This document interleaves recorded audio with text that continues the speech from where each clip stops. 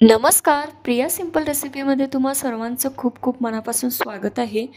आणि आज मी तुम्हाला पावसाळ्यामध्ये प्रत्येक घरोघरी बनणारा पदार्थ तो म्हणजे वडापाव, मुंबईचाच नव्हे तर अख्ख्या महाराष्ट्राचा असा हा आवडता पदार्थ, त्याची रेसिपी आज मी इथे तुम्हाला अगदी साध्या सोप्या पद्धतीने दाखवणार आहे.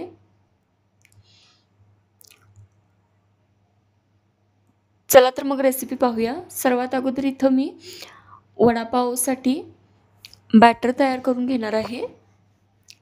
त्यासाठी इथं मी एका मोठ्या वाटीमध्ये 1.5 वाटी बेसन पीठ घेतलं आहे.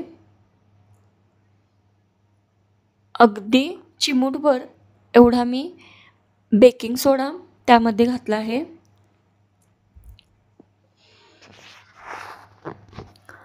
त्यानंतर अर्धा चमचा हळद आणि अर्धा चमचा मीठ हे सर्व घालून मिक्स करून घेतलं आहे. त्यानंतर त्यामध्ये थोडं थोडं पाणी घालून याचं अगदी स्मूथ असं बॅटर तयार करून घेतलं आहे. पाण्याचा वापर इथं मी थोडा थोडा केला आहे. जसं लागेल त्याप्रमाणे यामध्ये पाणी घालून पीठ जास्त पातळ नाही, जास्त घट्ट नाही, हे अशा पद्धतीनं मी बॅटर बनवून घेतलं आहे. आणि इथं बघू शकता तुम्ही, हे अशा प्रकारे मी इथं वडापावचं जे बॅटर आहे ते सर्वात अगोदर बनवून घेतलं आहे. त्यानंतर त्यावरती एक झाकण ठेवून ते मी बाजूला ठेवलं आहे. आता इथं मी स्टफिंगची तयारी करून घेणार आहे. त्यासाठी इथं 3 बटाटे मी उकडून घेतले आहेत, त्याच्यावरची साल ही काढून घेतली आहे. जो बटाट्यासाठी मसाला आहे त्याचं वाटण तयार करून घेणार आहे.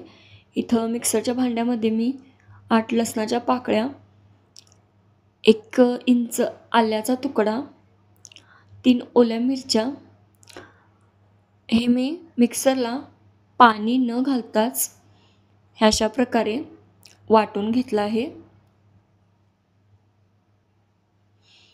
त्यानंतर गॅसवरती कढई ठेवून त्यामध्ये छोटे 2 चमचे तेल घालून घेतलं आहे. तेल गरम झाल्यानंतर त्यामध्ये 1 चमचा मोहरी आणि 1 चमचा जिरे हे घालून छान तडतडून घेतले आहेत. त्यानंतर आलं, लसूण, मिरची याचं जे वाटण तयार करून घेतलं होतं ते तेलामध्ये घालून छान 1-2 मिनटं त्याला परतून घेतलं आहे.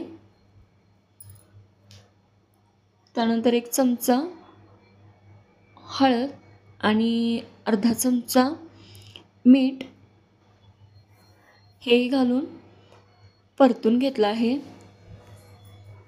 आणि अगदी मंद आचेवरती हा जो मसाला आहे हा परतून घ्यायचा आहे. त्यानंतर 7 ते 8 कढीपत्त्याची पानं हाताने कुस्करून त्यामध्ये घातले आहेत. एक अर्धा चमचा हिंग पावडर तीही घालून घेतली आहे. आणि हे सर्व मी छान असे 2 ते 3 मिनटं मंद आचेवरती तेलामध्ये परतून घेतला आहे. बटाटाही चांगला मी मॅश करून घेतला आहे. हातानेच याला अशा प्रकारे मी कुस्करून घेतला आहे. आणि जो मसाला तयार करून घेतला होता तो कुस्करलेल्या बटाट्यामध्ये इथं मी घालून घेतला आहे. आता हे सर्व मी छान असं मिक्स करून घेणार आहे.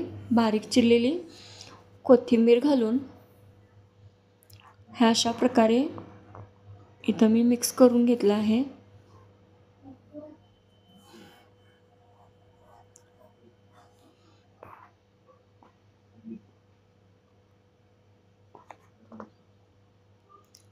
आणि जो मसाला होता तो सर्व बटाट्याला इथं लागलेला आहे. आणि अशा प्रकारे इथं हे जे बटाट्याचं स्टफिंग आहे ते तयार झालं आहे. वरून थोडंसं मी मीठ पुन्हा घालून ह्याला छान मिक्स करून घेतलं आहे. तुम्ही तुमच्या अंदाजानुसार याला मीठ घालून घेऊ शकता. आता जे बटाट्याचं तयार जे मिश्रण आहे त्याचे मी अशा प्रकारे गोळे बनवून घेतले आहेत. तुम्ही तुमच्या पद्धतीनुसार म्हणजे तुम्हाला जर गोळे हवे असतील तर गोल बनवू शकता किंवा चपटे हवे असतील तर तुम्ही इथं चपटेही बनवू शकता. मी इथं गोळे हे चपटे बनवून घेतलेले आहेत. आणि हे अशा प्रकारे मी जे तयार मिश्रण आहे त्या तयार मिश्रणाचे इथं मी सर्व गोळे बनवून घेतलेले आहेत. आता जे बेसन पिठाचं जे वडापावचं जे बॅटर होतं ते पुन्हा एकदा मी याला फेटून घेतलं आहे.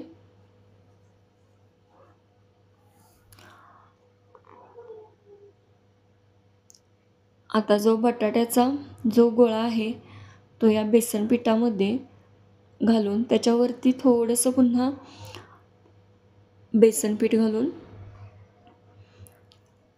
या गरम तेलामध्ये मी हा वडापाव सोडलेला आहे.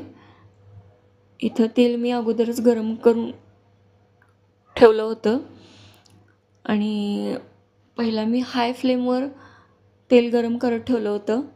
त्यानंतर वडे सोडल्यानंतर मी मध्यम आचेवरती गॅस केला आहे म्हणजे हे वडे आतून कच्चे राहणार नाहीत. एका बाजूने छान असे तळल्यानंतर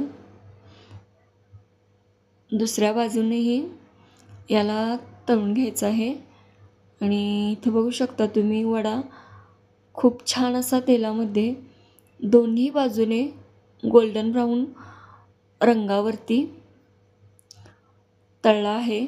अजिबात वडा इथं फुटलेला नाही.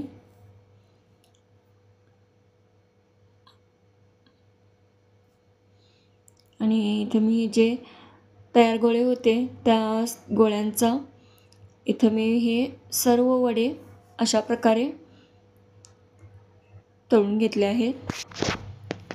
त्यानंतर जी वडापावसोबत चटणी मिळते तीही मी इथं बनवून घेतली आहे. तर इथं मिक्सरच्या भांड्यामध्ये मी जो बेसन पिठाचा चुरा असतो जो आपण तेलामध्ये तळून घेतो तो घालून घेतलेला आहे. त्यानंतर एक 5 ते 6 लसणाच्या पाकळ्या त्याही मी तेलामध्ये तळून घेतलेल्या आहेत. थोडंसं घरगुती लाल तिखट तुम्ही तुमच्या आवडीनुसार यामध्ये लाल तिखट कमी जास्त करू शकता.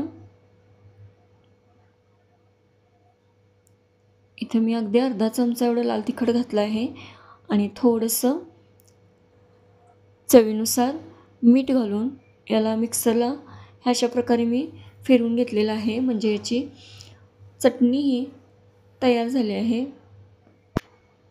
आता जो वडापाव आहे